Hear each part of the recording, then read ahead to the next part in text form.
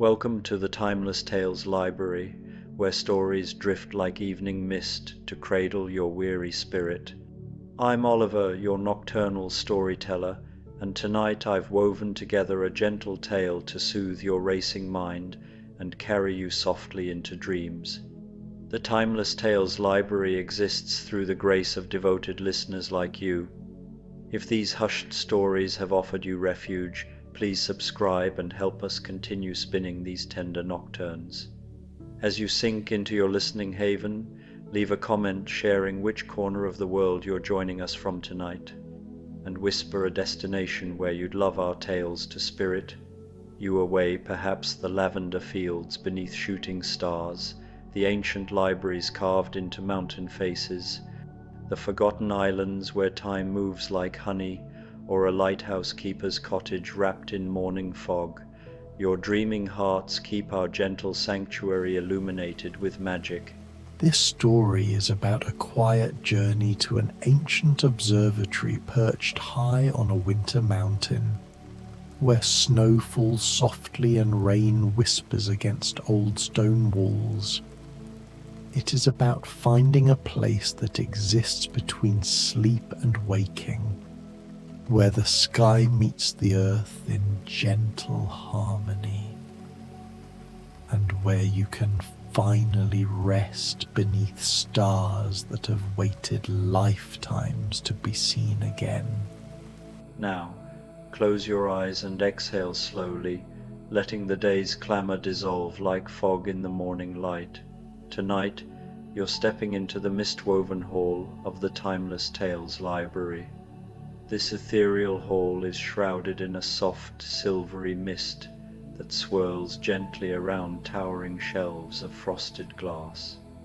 Each book hums with stories of forgotten realms, whispered dreams, and quiet adventures, their pages glowing faintly through the haze. The air is cool, with a delicate scent of rain and moss, calming your thoughts. Feel your body settle into the softness of your bed, your own tranquil corner in this misty hall. Release your fingers, your shoulders, your jaw. Let the gentle flow of the mist cradle you, soothing and serene. Wander through the shelves, letting the stories of the mist-woven hall drift into your mind, carrying you into a peaceful, dreamlike calm. Fall asleep in minutes. The forgotten observatory on a snowy mountain peak. You have been walking for what feels like no time at all and also forever. The path beneath your feet is soft with fresh snow, each step muffled and gentle, as though the mountain itself is careful not to disturb the quiet that lives here. The snow crunches ever so faintly under your boots, a subtle texture that vibrates up through your soles, reminding you of the earth's hidden firmness beneath the fluffy blanket. It's not the biting cold of a harsh winter storm, but a cushioned embrace, each footprint leaving a shallow imprint that fills in slowly behind you, as if the mountain is erasing your passage with patient care. The air is cool against your face, but not cold, never cold. It touches your cheeks like a whisper, like something kind and patient waiting for you to arrive. You can feel it brushing against your eyelashes, carrying faint scents of distant frost-kissed earth and the subtle tang of ozone, as if the atmosphere itself is alive and attuned to your presence. Above you, the sky is deepening into twilight. The blue hour, some call it. That liminal time when day has not quite released its hold, and night has not yet fully arrived. The horizon still clings to a faint ribbon of lavender and gold, where the sun has dipped below the jagged peaks, leaving behind a glow that seeps into the clouds like spilled ink. The clouds are low and soft, heavy with snow that falls in slow, lazy spirals, each flake drifting down as though it has all the time in the world. You watch one flake in particular, tumbling end over end, catching glints of the fading light before it settles on the tip of your nose, melting instantly into a cool droplet that trickles down your skin. Some land on your shoulders, on your outstretched hands, melting into tiny droplets that catch what little light remains, refracting it into minuscule prisms that sparkle like forgotten jewels. And beneath the snow, so gentle you almost miss it at first, is rain.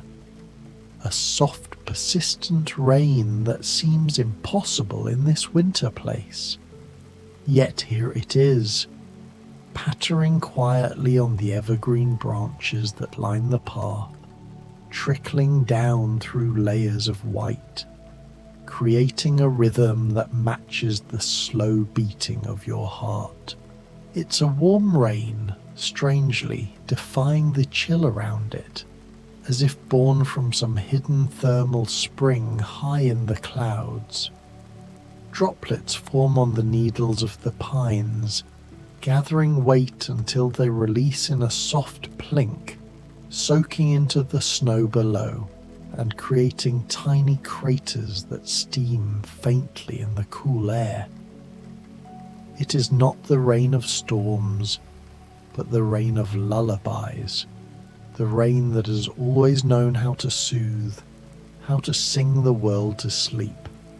You tilt your head back slightly, letting a few drops land on your lips, tasting the pure mineral essence of the mountain. Clean, with a hint of wild herbs that must grow in secret crevices during the brief summers. The path winds upward, but you barely notice the climb. Your legs move easily without effort, carrying you through this landscape of white and silver and deepening blue. Every so often, the trail curves around a boulder dusted with snow, its surface etched with veins of quartz that gleam like embedded stars. The incline is gradual, almost imperceptible, allowing your mind to wander freely, unburdened by physical strain. The trees here are ancient, tall pines and firs whose branches bow under the weight of accumulated snow, creating archways and tunnels of green-white silence. Their trunks are gnarled and textured, bark peeling in places to reveal smooth underlayers the colour of cinnamon, scarred by years of wind and wildlife. When the wind moves through them, and it does so rarely, it sounds like breathing, like the mountain itself is drawing slow, peaceful breaths and inviting you to do the same. The occasional gust carries needles spiraling down, mixing with the snowflakes in a delicate ballet, and you pause to catch one, feeling its prickly softness against your palm before releasing it to continue its journey. You breathe in. The air tastes of pine resin and snow melt, of stone that has been warming all day in weak winter sun and is now releasing that warmth back into the evening. There's an undercurrent of earthiness, like damp soil unearthed after a thaw, mingled with the sharp, invigorating bite of high-altitude oxygen. You breathe out and watch your breath mingle with the falling snow, becoming part of the mountain's own exhalation. It forms a fleeting cloud that dissipates slowly, carrying with it any lingering tensions from the world below, dissolving them into the vastness. The rain continues its quiet percussion, a backdrop to everything, a gentle metronome slowing your thoughts. Drip, drop, drip, drop. It falls from branch to branch, from stone to snow, creating a music so subtle it lives beneath your conscious hearing, but your body knows it, recognizes it, begins to synchronize with it. Each drop echoes in the hollows of your ears, a rhythmic pulse that aligns with your pulse, calming it further until your heartbeat feels like an extension of the landscape itself. You imagine the rain seeping deeper, nourishing roots buried under the frozen ground, preparing for a spring that feels distant yet inevitable. As you round a bend in the path, the trees open up slightly, revealing a small clearing where wildflowers might bloom in warmer months, now blanketed in pristine white. And there, further up the mountain, perched on what seems like the very peak of the world, is a structure of pale stone. Even from this distance, you can see that it is old. Not ancient in the way of ruins, but old in the way of places that have been loved and then gently forgotten, allowed to rest. It is round, you notice, with a domed roof that catches the last of the twilight and holds it, glowing softly like a pearl. The stone walls are weathered, pockmarked with lichen in shades of sage and silver, and vines, dormant now, climb partially up its sides as if nature itself is embracing the building in a slow, eternal hug. The observatory. You knew it would be here, though you cannot quite remember how you knew. Perhaps it was a whisper from a dream, or a memory from a book read long ago, or simply an intuition that pulled you from the valleys below. It has been waiting for you, perhaps for years, perhaps for only this single perfect evening. It doesn't matter. You are here now, and that is enough. The sight of it fills you with a quiet anticipation, not urgent, but warm, like the promise of a reunion with an old friend. The path continues upward, and you follow it without hurry. There is no rush in this place. Time moves differently here, slowly, like honey, like the snow that continues to fall in its lazy spiraling dance. Each flake seems to pause mid-air, as if considering its landing spot before committing, creating a veil of white that softens the edges of the world. The rain falls with it, through it, impossible and perfect, creating a sound that is becoming part of you now, a gentle shushing, a whispered reassurance that everything is exactly as it should be. The droplets mingle with the snow on the ground, forming a slushy patina that gleams underfoot, reflecting the twilight in fractured mirrors. You pass a small stream, mostly frozen but still moving beneath the ice in some places, and where it moves, the rain joins it, adding to its quiet song. The ice is thin and translucent like frosted glass, revealing the water's lazy flow over pebbles smoothed by centuries of current. Bubbles trapped beneath the surface catch the light, sparkling like embedded diamonds. The water is so clear you can see smooth stones at the bottom, dark and rounded, like the thoughts in your mind becoming simpler, softer, easier to hold and then release.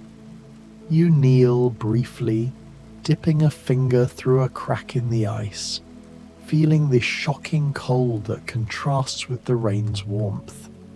A reminder of the mountain's dual nature, gentle yet untamed. Further along, you encounter a fallen log, half buried in snow, its surface mossy and decaying, providing a perch for tiny fungi that peek through the weed like curious eyes. You step over it carefully, feeling the give of the wood under your boot, and continue on. The trees thin as you climb higher, giving way to mountain grasses bent low with snow, their blades frozen in graceful arcs, to patches of exposed stone where the wind has swept the peak clean. These rocks are jagged in places, smooth in others, bearing the marks of glacial retreat from eons past. Scratches like ancient runes telling stories of ice ages long gone. The observatory grows larger with each step, its pale walls resolving into greater detail. You can see now that it is made of a stone you don't recognize, something between marble and moonlight, something that seems to hold illumination within itself rather than merely reflecting it. Veins of quartz run through it, pulsing faintly with the captured twilight, as if the building is breathing light. There are windows, tall and narrow, dark for now, but somehow inviting rather than forbidding. They are framed in wrought iron, twisted into subtle patterns of vines and stars, hinting at the craftsmanship of its builders. And a door, arched and wooden, the wood silvered with age and weather, but still solid, still strong, still welcoming. The grain of the wood tells a story, knots like eyes, whirls like fingerprints from the tree that once stood tall on these slopes. The rain is steadier here, mingling with the snow in a way that should be strange but feels inevitable. It runs down the observatory's walls in thin, wandering rivulets, tracing patterns like veins, like the map of some slow and peaceful circulation.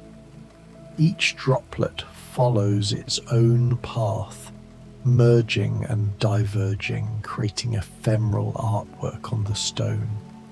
The sound of it against the dome is slightly different from the sound of it against stone, creating layers of rhythm, one deep and resonant, like a distant drum, one lighter and more delicate, like fingertips tapping on silk, both weaving together into something that asks nothing of you except to listen, to let go, to be here. You stand for a moment, ear tilted toward the dome, absorbing the symphony, feeling it resonate in your chest. You reach the door and pause. Your hand rests on the iron handle, cool and smooth under your palm, its surface pitted with the patina of time, warmed slightly by the stone's inner glow. For a moment you simply stand, breathing, feeling the snow land on your hair, each flake a light kiss that melts into damp strands. Feeling the rain touch your face like fingertips, so gentle, so impossibly kind, carrying away any remnants of the day's worries like a cleansing ritual. Then you turn the handle, and the door opens without a sound, swinging inward on hinges that must be oiled by the mountain's own dew. Inside, the air is warmer, but only just. A soft warmth that wraps around you like an old blanket, worn and perfect, infused with the faint scent of aged wood and lingering smoke from fires long past. This space is circular, as you knew it would be, and much larger than it seemed from outside. the walls curving gracefully to create an intimate yet expansive chamber. The floor is stone, smooth and slightly uneven with age, each slab fitted together like a puzzle solved centuries ago, with faint grooves worn by footsteps of observers who came before. Scattered across it are things left by whoever was here before. A wooden chair near a cold fireplace, its arms polished smooth by resting elbows. Shelves lined with books whose spines are too faded to read in the dimness, but you can make out embossed titles hinting at celestial maps and forgotten lore. A table with papers held down by smooth stones collected from the mountain, their surfaces etched with natural patterns like abstract art. But it is the ceiling that draws your gaze upward. The dome. It is glass, or something like glass. Panels fitted together in a complex geometry that reminds you of a flower, of petals overlapping in a mandala of transparency. The joins are sealed with lead cane, delicate and intricate, forming a web that catches the incoming twilight and scatters it softly. And through it, even in this twilight, even through the falling snow and gentle rain, you can see the sky. The clouds are beginning to break apart, pulled slowly aside like curtains drawn by invisible hands, revealing hints of deeper blue, the first suggestions of stars twinkling like distant promises. Raindrops slide down the outer surface of the dome, creating rivulets that distort the view ever so slightly, turning the emerging stars into shimmering mirages. There is a ladder in the center of the room, iron and old, leading up to a platform beneath the highest point of the dome. Its rungs are spaced evenly, each one bearing the faint imprint of boots from climbers past, and at its base, a small rug. Faded Persian patterns in blues and golds softens the stone, and on that platform you can just make out the shape of the telescope, a long brass instrument pointed upward, patient, waiting, its surface engraved with celestial motifs, moons, comets, and swirling galaxies. But you are not ready to climb yet, not quite. The pull is there, but so is the invitation to linger, to savor the ground level first. First, there is the fireplace. You move toward it, your footsteps whispering across the stone floor, echoing faintly in the curved space like a secret shared. Beside the fireplace is a neat stack of wood, dry, aged, perfectly preserved by the mountain air, each log split cleanly, revealing heartwood the colour of amber, and matches in a small tin box, the kind that strike anywhere, its lid embossed with a faded emblem of a flame. Your hands move without thought, selecting pieces of wood, arranging them in the grate, kindling first, thin strips of birch bark that curl like scrolls, their inner surfaces pale and fragrant with the essence of the tree's sap. Then larger pieces, laid carefully in a teepee formation, the way someone taught you long ago, or the way you've always known. The knowledge living in your hands rather than your mind, instinctive and reassuring. You strike a match, and the small flame is impossibly bright in the dimness, casting dancing shadows on the walls that mimic the snow spirals outside. You touch it to the birch bark, and the fire catches immediately, crackling softly, beginning to grow. The initial sparks leap like tiny fireworks, and the scent of burning birch fills the air, sweet and woody, evoking memories of childhood campfires or hearthside stories. Orange light spills across the stone floor, across the walls, making the whole observatory glow from within like the heart of something alive and dreaming. The flames lick upward, turning from yellow to blue at their tips, and you watch mesmerized as they consume the kindling, spreading to the logs with a satisfying pop.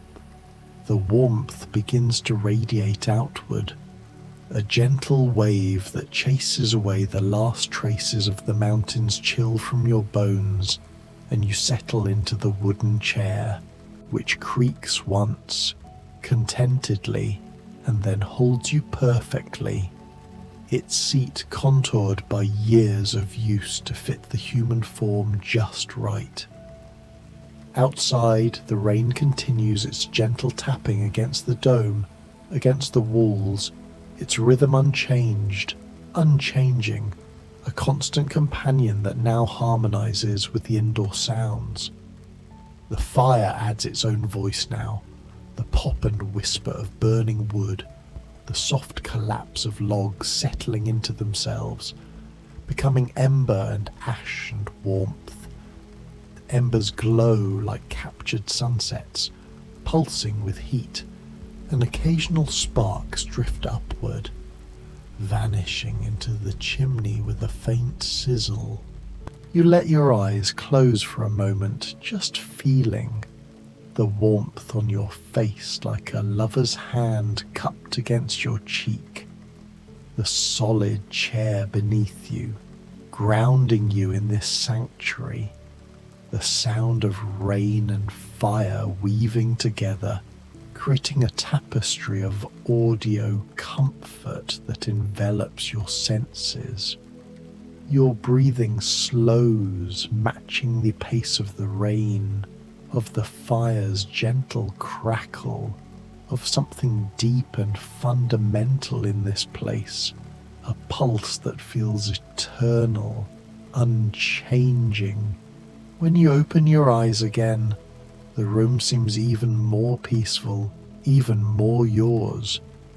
The firelight dances on every surface, highlighting details you hadn't noticed. Faint carvings on the mantelpiece depicting phases of the moon.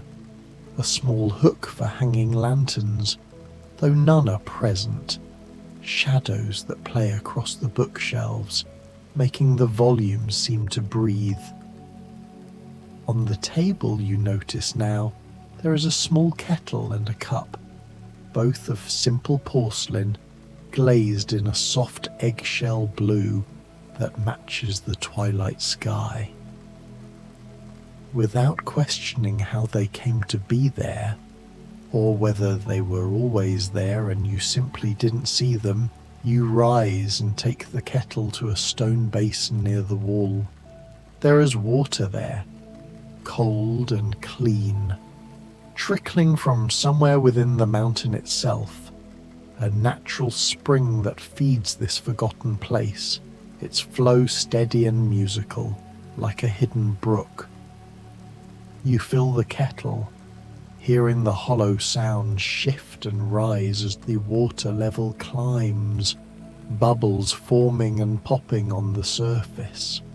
Back at the fireplace, you set the kettle on an iron hook that swings over the flames, its chain creaking faintly as it settles, and then you wait, sitting again, watching the fire, listening to the rain. The flames reflect in the kettle's polished surface, creating a miniature display of light and motion. The waiting is not difficult. The waiting is, in fact, perfect. It allows you to notice the way the heat builds gradually, how the room's air shifts from cool to cozy, how your own body relaxes deeper into the chair, muscles unwinding like threads from a spool. You notice details now that you missed before. The books on the shelves, some are about stars, their faded spines showing constellations in gold leaf. Titles like Celestial Mechanics or The Whispering Heavens. Others are journals, handwritten, the records of whoever spent their nights here, watching the sky, recording what they saw, sketches of nebulae, notes on comet paths, poetic musings on the infinity above. You wonder about them, this unknown observer, but the wondering is soft, without urgency. They seem like a friend you haven't met, someone kind who left this place ready for you, who made sure there would be wood for the fire and water from the spring. Perhaps they too sat in this chair, listening to the same rain, feeling the same peace. On one shelf you notice a small collection of objects, a bird's nest, long abandoned and perfectly preserved, woven from twigs and lined with down feathers, a testament to avian architecture, a piece of crystal that catches the firelight and fractures it into rainbows, scattering colours across the floor like spilled gems, a pine cone, its scales opened wide, releasing a faint resinous aroma when you lean closer, a feather, slate grey and barred with darker grey, from some mountain bird, perhaps a raven or eagle, its quill tip sharp yet delicate. These are treasures, you understand, small acknowledgements of beauty, gathered and kept, reminders that the wonders of the earth mirror those of the sky. The kettle begins to whisper, then hum, then sing, a rising note that joins the rain's percussion and the fire's soft crackling, building to a gentle whistle that signals readiness without demand. When steam begins to curl from its spout, coiling like misty serpents, you rise again and lift it from the hook, pouring water into the waiting cup with a steady stream that steams and hisses faintly. There are tea leaves in a small jar.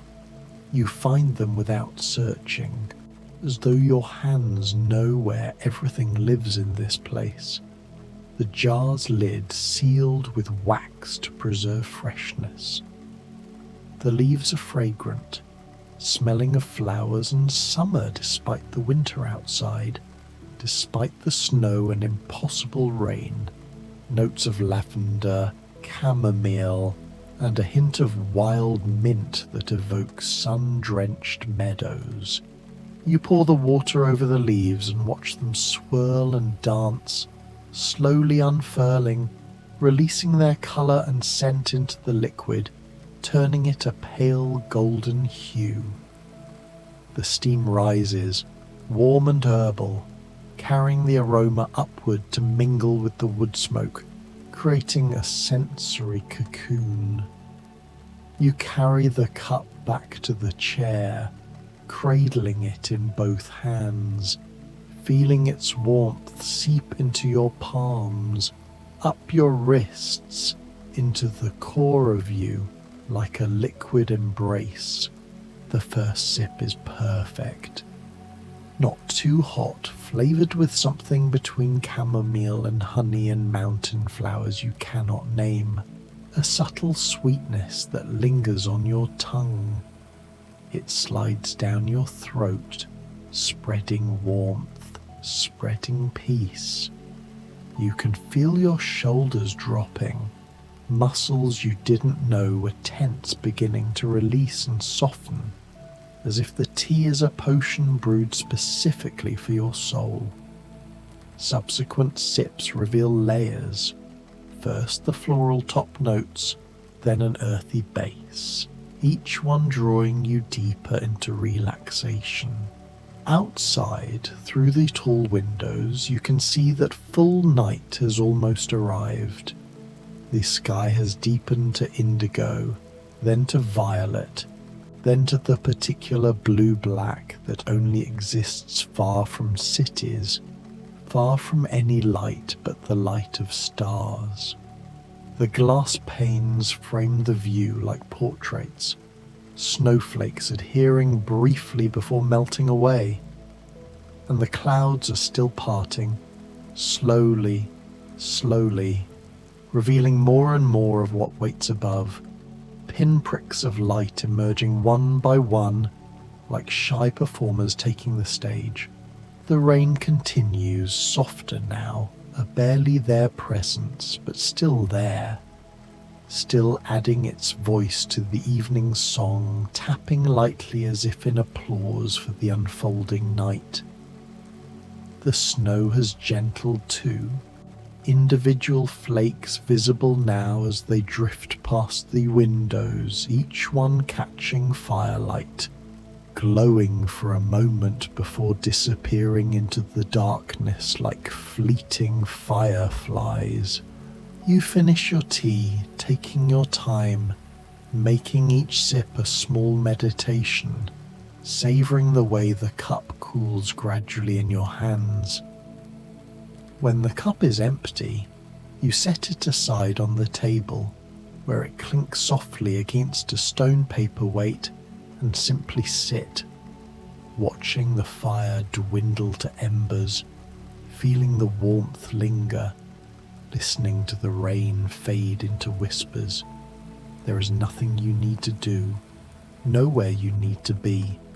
This moment is complete, and you are complete within it. Thoughts drift through your mind like the snow outside, gentle, unintrusive, dissolving before they can take hold. But slowly, gently, your gaze is drawn upward again to the ladder, to the platform, to the telescope waiting beneath the dome. The pull is undeniable now, a quiet curiosity blooming within you. The stars are calling, soft and patient. You rise from the chair. It takes no effort, your body light and willing, invigorated by the rest, and cross to the ladder. Your hands find the rungs, cool iron worn smooth by countless previous hands, each grip secure and familiar. You begin to climb. It is not far. A dozen rungs, perhaps, each step upward lifting you closer to the dome, the air growing slightly cooler as you ascend, scented with the faint metallic tang of the glass above. The platform creaks faintly under your weight as you step onto it, a wooden expanse circled by a low railing, offering an unobstructed view of the heavens. The telescope is before you, angled upward through the clearest panel of the dome. It is beautiful, brass and wood and glass crafted with love and precision, its tube engraved with intricate designs of orbiting planets and shooting stars, the brass polished to a warm sheen despite the years, maintained by the dry mountain air and perhaps by something else, some spirit of the place that keeps what is cherished. It stands ready, its lenses clear and unmarred. You approach it and look through the eyepiece without adjusting anything, trusting its alignment. And there, perfectly framed, is a star. Not just any star, but a star so bright and clear it seems impossible. It is white with hints of blue, pulsing faintly with its own inner light, a beacon in the vastness. As you watch, hardly breathing, You see that it is part of a binary system, two stars orbiting each other in an endless, graceful dance. They circle so slowly you can barely detect the movement, but it is there, a slow waltz written in light that has travelled for years, for decades, just to reach your eye in this moment. The companion star is slightly dimmer, tinged with gold, their paths elliptical, drawing them close and then apart in a cosmic rhythm that mirrors the rain's drip outside. Around them, the field widens to reveal a backdrop of nebulous clouds, gaseous veils in pinks and blues, birthplace of new stars, adding depth to the scene like a painted canvas. You adjust your focus slightly, and more details emerge. Faint trails of asteroids, distant galaxies spiraling in the periphery, each one a universe unto itself. The rain patters softly on the dome above, a lullaby accompaniment to this celestial spectacle, and you lose track of time, immersed in the wonder, feeling connected to the infinite. You watch them turn around each other, and something in your chest loosens, releases. The beauty of it is almost too much, but also exactly right. Exactly what you needed without knowing you needed it. You pull back from the telescope and look up through the dome with your naked eyes now. The clouds have parted completely and the sky is full, so full. The Milky Way stretches overhead like a river of light, like spilled cream, like all the beauty in the universe gathered and displayed just for you. You can see individual stars, thousands of them, millions of them, some bright and sharp, others soft and distant, all of them ancient, all of them singing their silent songs across the void. The rain continues, so gentle now, creating the faintest of percussion against the glass dome. You realize that some of the raindrops are catching starlight as they slide down the glass, each one becoming a tiny moving star itself, creating the impression that the whole dome is alive with light, that the boundary between sky and observatory has dissolved, that you are floating in space itself, held safe and warm while infinity surrounds you. You find a spot to sit on the platform, your back against a wooden railing, and you simply look up. Your breathing has slowed to almost nothing. Your thoughts have quieted completely. There is only this, the stars, the soft rain, the warmth still radiating from the fire below, the gentle darkness, the profound peace. Time passes, or perhaps it doesn't. Perhaps time has stopped here, or perhaps it was never real to begin with. Just another construct that has no meaning in this place between waking and dreaming, in this observatory that exists at the edge of sleep. You notice the constellations drifting slowly across the dome as the earth turns beneath you. Or perhaps you are still and they are moving. Or perhaps everything is moving and still simultaneously, all of it perfect, all of it right. A meteor streaks across the sky, quick and bright, gone in an instant. Then another. A shower, you realize. The universe offering gifts, little pieces of itself burning up in beauty just for the joy of it.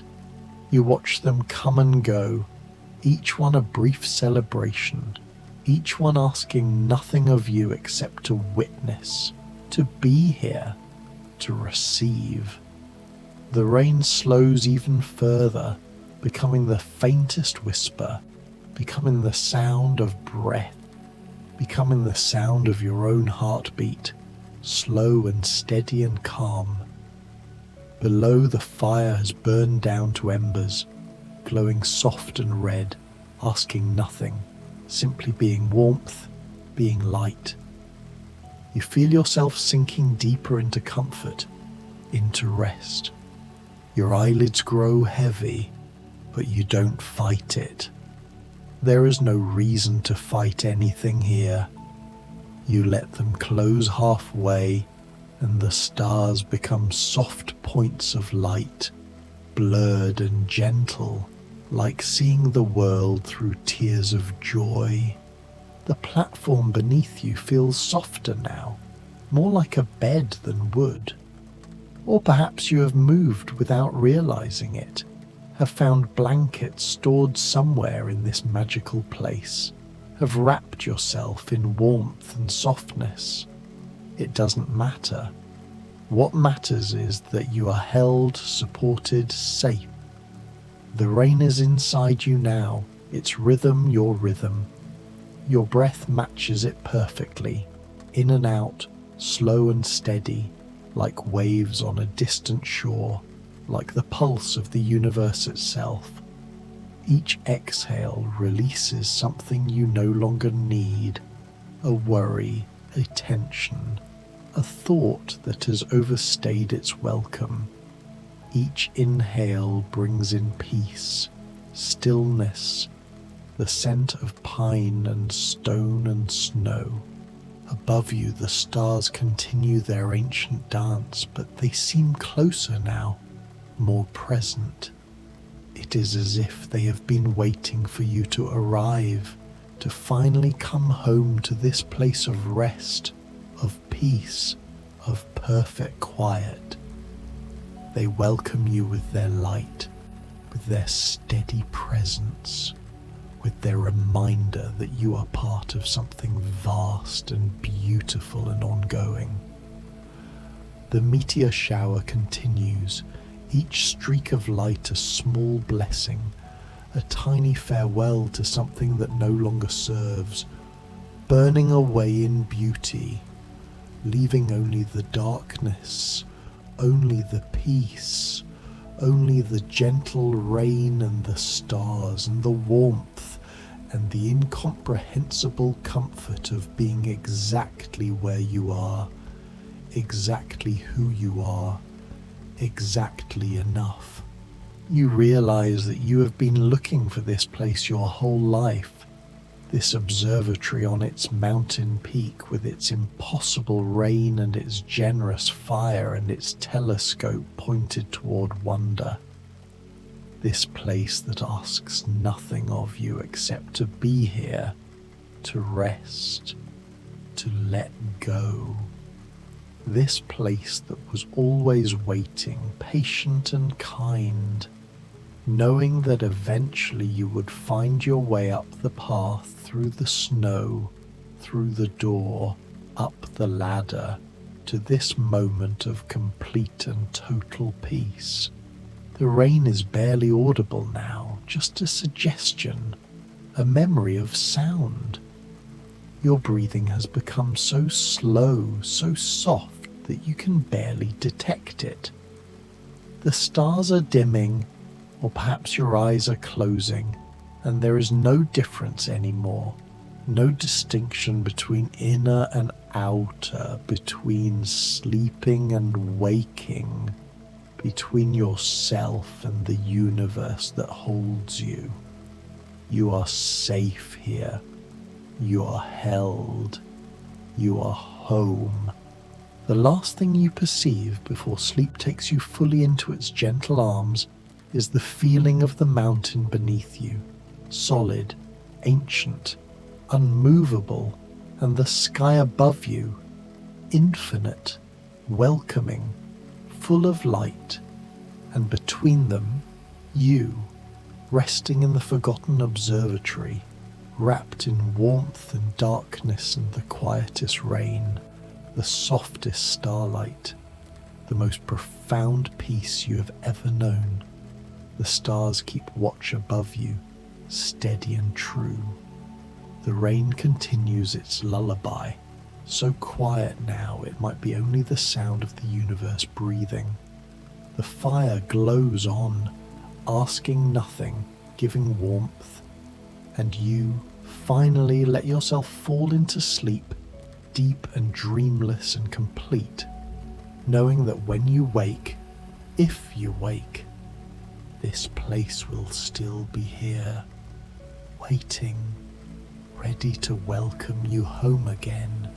But for now, you sleep, and the observatory holds you, and the mountain holds the observatory, and the stars hold everything, and all is well, and all is peace, and all is gentle darkness filled with light, and all is rain and warmth, and the soft, soft fading of consciousness into rest, into dreams, into the vast and tender embrace of sleep. The last star you see is the brightest one, and it seems to pulse just once, like a benediction, like a promise, like a whispered good night from the universe itself. And then there is only the rain, so soft, so gentle, and the darkness, so kind, so welcoming. And you are falling now, falling slowly into sleep, into peace, into the most profound rest.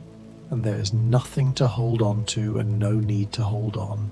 Only the letting go, the releasing, the softening into sleep, into dreams, into the forgotten observatory on the snowy mountain peak, where you will rest now, deeply and completely, held by stone and sky and stars and rain, held by this place that has always loved you, held by sleep itself, eternal and kind.